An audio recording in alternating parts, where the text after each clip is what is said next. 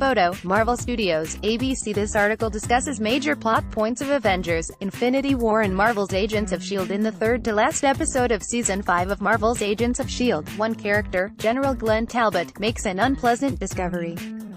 The team has been trapped in an underground facility and surrounding town, cut off from the outside world, so they've been unable to receive communications.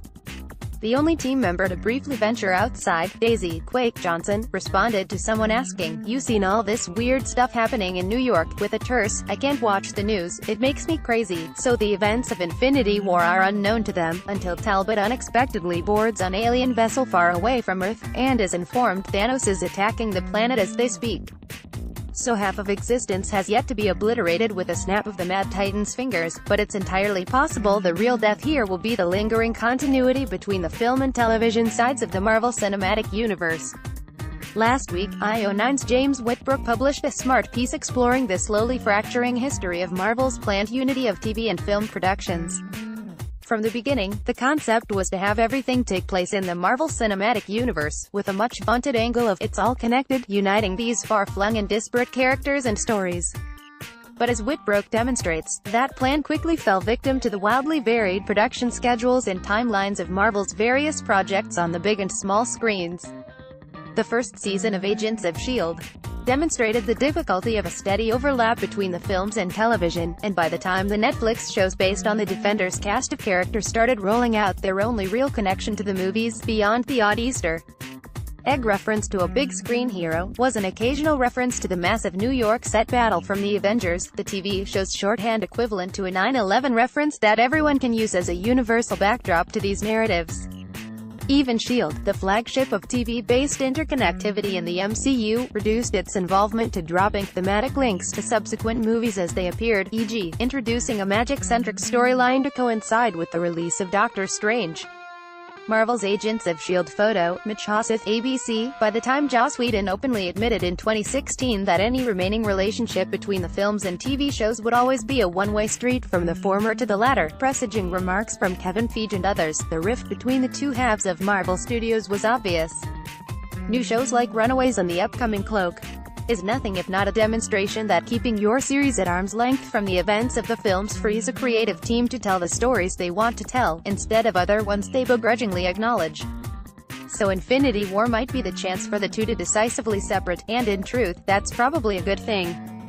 Consider the repercussions. Any shows airing between Infinity War and Avengers 4 would have to effectively kill off half the cast to make sense in the MCU, unless they want to monkey around with alternate timelines or period pieces, something none of them are currently engaged in. Emphasis on currently, and even if, when such a move occurred, it would similarly liberate the show from MCU continuity, having seen the first part of Cloak. Marvel's Cloak would render any events that transpired on TV between the two meaningless if we still took the "it's all connected" mantra seriously, unless Marvel wanted to do even more complex logistical gymnastics to claim some sort of jump forward to a post-Avengers 4 world had already happened, a dubious and frankly exhausting proposition. A much better proposition would be to take a page from the very comics that inspired these movies and series, and adopt a looser set of guidelines in which the TV shows don't need to address the matter every time a giant wormhole appears in the sky, or whatever.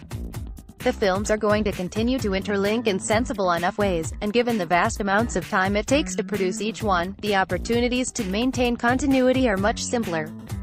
Although not always. Observe Ant-Man and the Wasp having to travel back in time to before the events of Infinity War, despite coming out several months later, but TV works on a wholly different production schedule, and expecting it to bend storylines to the whims of movies not due out until years from now is absurd.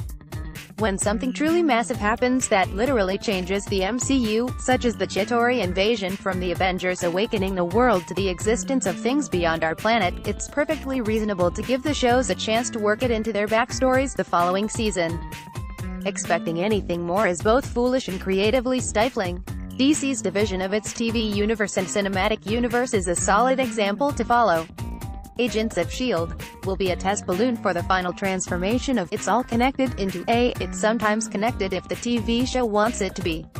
The final 2 episodes of Season 5 will reveal whether the show is going to genuinely try and stick to the events of Infinity War, awkwardly eliminating up to half its cast in the process, or simply use its Thanos plot point as another MCU reference, a reminder that yes, there can be some fun to be had by maintaining a connection to the larger universe.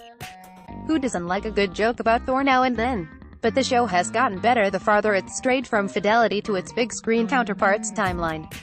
The best victim of Thanos' universe-altering, all-or-nothing transformation might be the need to pretend Marvel's TV shows can still serve at the whim of its cinematic story.